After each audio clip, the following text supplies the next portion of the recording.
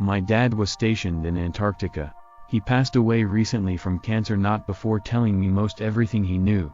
I think they know something is up/x/ and I don't have much time left. I've noticed a lot of weird happenings and people skulking around the house at night time. Ask me anything you want to know. I have nothing left to lose. Flat Earth theory real? What is under the ice? Is the ice wall real and do the elites meet in Antarctica? What's down there, OP? Do you believe the people skulking around your house are actually demons? Kek. Why are there so many military bases there? I'm not sure exactly who or what they are. It's been about a week straight of catching glimpses of them. I'll catch them at night when staring out of the bathroom window, or I'll see the faintest of shadows disappearing around corners as I'm preparing for bed and looking out of my bedroom window. I don't know if they know that I've seen them, but I expect they're just waiting for me to acknowledge them. I don't know what happens once I do, but I don't want to find out. It got worse last night. I don't think they're even bothering to hide anymore. I caught a man in a black suit and a black hat standing at the opposite end of my street at around midnight when I looked out of my window. He seemed to be causing some kind of electrical interference because the streetlight was flickering, but the sight of him was unmistakable. I've never ducked down out of sight so quickly. I'm scared of sleeping tonight because I don't know what they have in store next. It sounds cliched, but it's less about keeping us out and more about keeping those things inside there. If what they have in there escape to the outside world, then we all be screwed with no possible chance of surviving. I don't know how in depth I should go on this stuff, but I guess at this point I shouldn't hold back. Tonight might be the last night I have to type it all out. Elite from all around the world have visited and met here. Think of any elite, any at all, and I can tell you with 100% certainty that they have been here. It's not for some great big conspiracy or whatever, it's because they needed to see for themselves to be convinced at just what has happened here. The portal, the beings, the experiments, the things that they've done to some of the workers there. Every major leader is working on how to contain and dispose of this threat if even possible, and working on countermeasures. They don't care about us. They just want to guarantee that they can save themselves. OP here. I made it through the night. I'll respond to more questions while I still have time and give the other info I have so you can ask more detailed questions. I'm scrambling with my notes right now in a panic, trying to figure out what to post first or what might push them to act faster. First, I'll tell you about last night. I saw it standing underneath the lamppost again at a difference, the light flickering and giving off sparks while they were underneath it before eventually shorting out completely. I didn't see them again after that, so I thought that maybe this was the extent of it. Trying to drive me crazy to get rid of my credibility so that you all think I'm LARPing. I was dead wrong. It made its way into my house. I heard sounds coming from downstairs, and even though my brain was screaming at me to ignore them and lock myself in my room, I knew that if I didn't, the outcome would not change. I had nothing to lose by checking. Whatever they wanted to do to me, I was powerless to stop them either way. As I went to go down the stairs, I saw it lean to the side and peek its head around the corner at me. When I tell you that all of the shit flew out of my bowels, I fucking mean it. It was hard to catch all the details in the flurry of movement as I turned on my heel and ran as fast as I could back to my room, but I caught some details of its face and body. Its face was drooped on side, like the skin was saggy and like a leathery texture. Its pupils were oddly shaped, almost like a triangle but turned upside down. The only other thing I saw was a small bit of its hand peeking from under its long coat. The skin had sores all over it, big blotches and incredibly dry, flaking skin. It gave me the creeps. It was incredibly fast. It did not give chase, but as soon as I turned and closed my door, it flickered into existence and slammed on my door. After that it left me, and that was my night. I've been running on pure adrenaline, trying to scramble my mind together to reply to people. These were not the beings from the portal my father told me about. These are the experiments that the scientists are running. I guess I'm their test run. I have no proof for you. I only have my word. You really think they'd let my father out with pictures of any kind or any of the extra-dimensional materials they were working with? You don't understand the type of place this is. The kind of security measures in place. Even just thinking about doing something like that and they would know and end you on the spot. They know how many LARPers there are on this board. I guess that's why they're letting me post. Just another thing people can point to and say bot, glowy, disinfo etc. You have to take me at my word. I can give you no more than that. Going to be using a trip code from now on so no glowies can derail the thread. I think I need to go more in depth about the experiments that my father told me they are running down there. It's relevant to the thing that has been stalking me at night. This will be in my father's words. The beings that came through the portal were not originally against us. In fact, they were so above us, so much more powerful than anything at our disposal they considered us beneath them and did not even consider the possibilities of us posing a threat. I don't know if it was like a game to them or if they genuinely wanted to help us, but at first they were open to sharing some select few secrets and showing us things from their world. They displayed their power over us immediately by disintegrating any who tried to attack them and by ending any base leaders present at the time. We knew we had to be careful.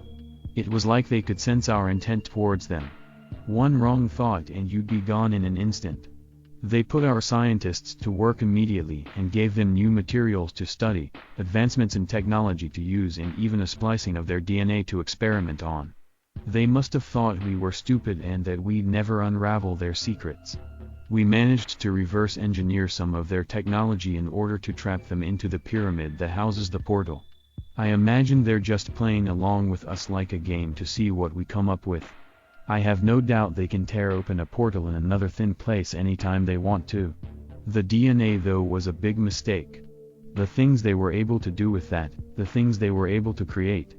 I can go into more details about the experiments with the DNA if you all want.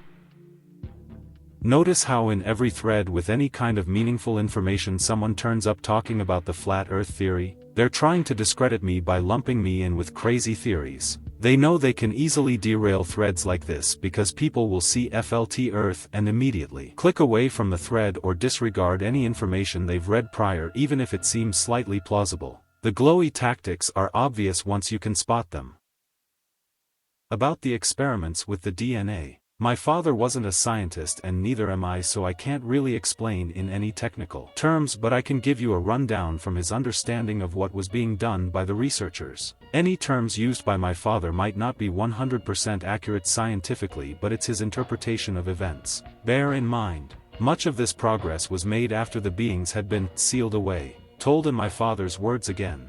They started researching the bits of DNA given to use by the beings. Much of it was completely beyond our understanding even with the technology and knowledge given to us by them. Their physiology is like something we've never seen before in any creature on this earth. The beings are hard to describe. They have this kind of perception filter when you look at them. It's like, you can see them, but you don't really see them. I know that doesn't make sense. Almost as if you're looking through them. The details blur in your vision and it's hard to keep a hold of them in your mind. I have fragments of their appearance. 2 of them stood at about 5 feet, but the third one was abnormally tall.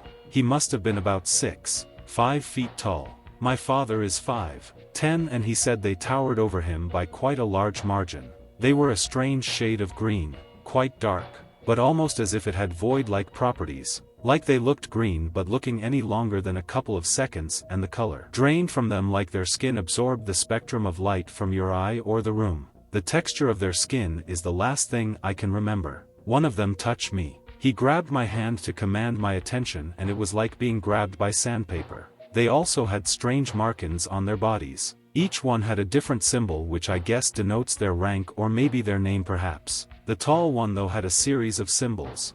I think it was something like a backwards L and a greater than sign, but it had some weird marking in the middle of it. It wasn't anything that we could decipher at all.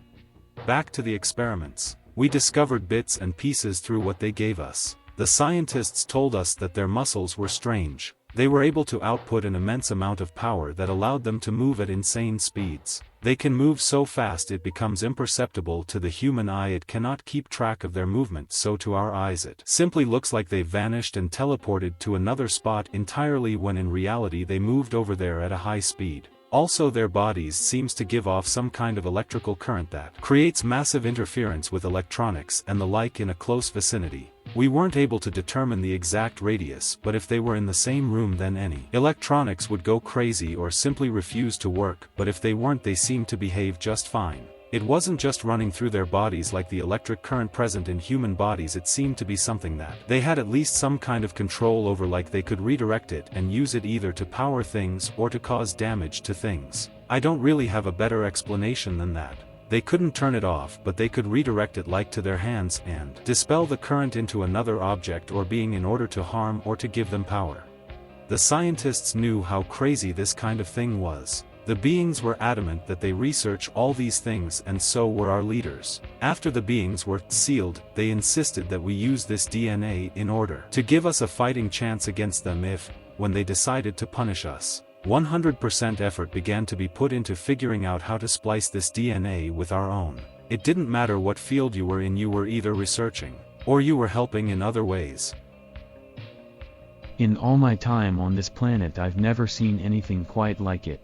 First they asked for volunteers, but of course no one would willingly agree to be experimented on and have some DNA that we know almost nothing about spliced with our own. They gave us a choice: go out and find subjects or become the subjects yourselves. We refused at first, but they weren't kidding. They picked a ton of researchers at random. They ended some. Others they restrained and ordered for tests to be carried out on them. They did horrific things to those people. Things I don't even know if I can properly explain. They tried different things like injecting the blood of the beings into the subjects, creating concoctions of DNA in order to force some kind of mutation or transformation, I don't know what. The higher-ups essentially just wanted their own versions of the beings except under our control and more human, I guess. At first, nearly every experiment failed. The interactions with our human bodies and their otherworldly DNA were catastrophic. Some subjects were vaporized on the spot when coming into contact with this DNA. I how or why or what, but much like the portal, I'll explain more on that later. It's like their bodies simply could not handle the information and the material and tried to reject it but couldn't, I guess. Literally vaporized on the spot. Only an ashy imprint was left of them. After the first batch of subjects, the soldiers began to abduct anyone they could who no one would care if they vanished. The homeless and the poor from countries that weren't fully developed who no one would or could go looking for. Anyone who tried to defect were also thrown into the testing labs. In the next batch of tests, they were able to stabilize the experiment somehow and not have the subject vaporized on the spot, but the results were not positive. Some would react horribly and their skin would turn a deep green. Blisters and cysts would on all parts of their body until they became an unrecognizable mass of blisters and they just stopped breathing. Other experiments caused the muscles of the subjects to expand way beyond what they were meant to until they ruptured beyond repair. The skin would also swell and almost burst like a bag of air being popped. This would happen one by one to each muscle across a 24 hours period. The screams of horror were unbearable. Thankfully they were short-lived, as the subject would pass on extremely quickly when undergoing this. My father wasn't present for every experiment but told me that they made significant progress just before he was discharged. I guess the thing that is stalking me is the fruit of their labor. They must have been able to pass at least some of the attributes of the beings onto their subjects. The only other thing I can think to tell you all about is the portal. Is there anything else you Anans would like to know? Explaining the portal from what my father told me. It's hard to explain with any scientific accuracy because it defies most everything we know about science, but here is what he told me. I mentioned before, the portal is like a tear in the fabric of reality. It's as if someone literally grabbed the air around them and tore it like a piece of paper. My dad only saw it once, and that was after the beings came through it when they allowed them to analyze the portal and run tests on it. He never saw the being actually walk through it. Back to his words. The portal isn't massive, it's maybe about 7 feet in length and 3 feet in diameter bits. It's not fixed to one spot. It can be manipulated by the beings and by other stimuli, causing it to contract or expand depending on what or who is sent through it. It hurts to look at for a long time. It has some sort of effect on the eyes and the brain that cause them to strain from looking at it, which causes some horrendous headaches. Just like with the beings, it's like a perception filter. I don't know if they are just unaffected or if they can turn it off somehow, but it like cloaks itself from your brain somehow if you aren't aware of it or thinking about it beforehand, if that makes sense. Like I said before, the portal vaporizes any organic matter that goes through it. We tried people, dogs, penguins, even some plants that we had on base that we were studying. If it's organic, it vaporizes as soon as it comes into contact with the portal. Even if you just put your arm in, it's like whatever the portal is made of spreads like a virus throughout the body and vaporizes it piece by piece before you can even react. This happened every single time except for one singular time. We decided to try sending. And by sending I mean throwing, because none of them survived LT. One of the animals that we had experimented on using the DNA that the beings gave us. This was before we sealed them and began the human experiments. Miraculously, the dead animals did not vaporize instantly and were actually able to pass through the portal, at least from what we could tell. Up to this point, we had never had success, so we didn't know what to expect. The portal, the tier in dimensions, doesn't actually show anything. There's no destination that you can discern through it, there's no weird swirls or images of space or a different galaxy. It's just an almost black void. The only reason we were aware of the vaporization is because of the pile of ash left at the foot of the portal that when we tested showed traces of whatever we sent through. These animals experimented on with this alien DNA though. They didn't leave this trace. Even with all these tests we didn't really make much progress. Considering these human test subjects are now complete or complete to some extent and being allowed to roam, I'm assuming that they maybe be able to now travel through this portal just like the beings can, although I don't think they would want to risk letting them out just yet before uncovering all of their secrets. My father told me they also tried sending non-organic matter through the portal such as small vehicles and pieces of metal, and as far as he could tell it was a success. The portal would expand to accommodate the size of the thing being sent through, and just like with the DNA experimented animals they left no trace of ash. I wonder if it's just because these beings are simply from another dimensions and their bodies are built to maybe be able to withstand the pressure of the portal. Maybe their organs and their matter is just stronger than ours and they aren't as fragile. On the other hand, it's possible they've programmed the portal to act in this way themselves when tearing through the thin placed barrier so as to not allow us to uncover every last secret of theirs. Maybe one finally trump card as a backup? Ike. From what my father told me, the beings were extremely arrogant and didn't even expect us to get anywhere near as far as we did. If there's something I've missed that you Anans want to know about or need me to further elaborate on, I will as best as I can from the information that my father gave me. Please ask before night falls again tonight. After being banned today and the Glowies invading the thread, I fear that I might not make it another night. They seem to be tired of playing games and want to silence me for good. Anon, you have to defend yourself and you don't really have many choices. Prayer and a gun. Are you armed and do you know how to use both? I have a few guns that my father owned, but I don't really have much training with rifles or big firearms. My father did make it a point to train me with handguns, and I own both a Glock G43X and a SIG P320 that he bought me, but I've never shot anything more than targets at a gun range. He wanted to take me hunting at one time to hunt some deer and get some practice in with bigger weapons, but the nature of his work, especially once the beings came through, meant that he didn't get a lot of free time to spend with his family. Aside from recently when he got really sick and passed on, we must have gone about 14 months with minimal contact from him, just him sending a message every so often to say he was just working and wasn't dead yet. Honestly though, I could have a javelin in proximity mines laid throughout the house and a 50 calories rifle and it wouldn't make any difference at all. If they've truly succeeded and gained all of the mutations and feats that these beings have, then they can just move insanely fast and get to me and kill me before I've even managed to blink. I've accepted my fate, which is why I've been posting so brazenly. There's nothing they can do except kill me at this point. There can't be anything worse than that. OP here again. I was digging around trying to find anything I could to maybe upload, but no luck. I managed to find an old photograph of my dad from when he was deployed in Afghanistan. It's not very high quality, but it's about all I have. He wasn't the type to take photos. As soon as you enter Antarctica they strip you of a lot of your things. Medals, valor, uniform etc. anything that can be used as proof of identity or rank.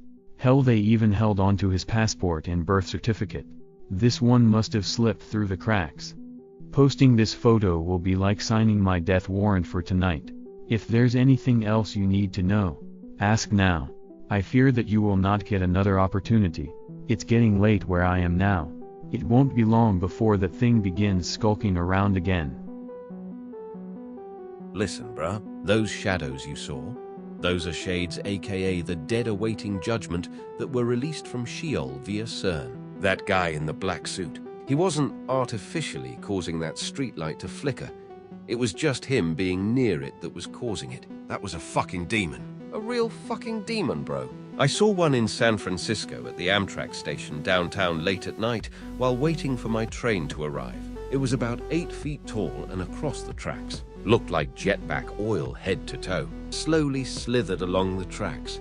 Every streetlight it passed, it would flicker and then go black as I am sitting there watching this fucking thing. This hood nigger comes walking down the causeway by the bench I am sitting at and looks at me and says, "Be afraid, be very afraid," and started laughing all creepy. I was like, what the literal fuck? Went outside to smoke a cig and some slutty blonde skank comes up to me and is trying to talk to me, and I am brushing her off and she says something about how Satan is God now and nothing can stop the new world order, and runs off into the shadows laughing. A few minutes later, I hear like hundreds of fucking owls hooting. They were fucking everywhere. There's no fucking way San Fran has that many fucking owls living by the fucking Amtrak station. Something major is happening. Something evil. They went to Antarctica and found the prison of the fallen angels and released them sociopaths, and they are making a play to take over creation again, while God is off doing WTA fever God does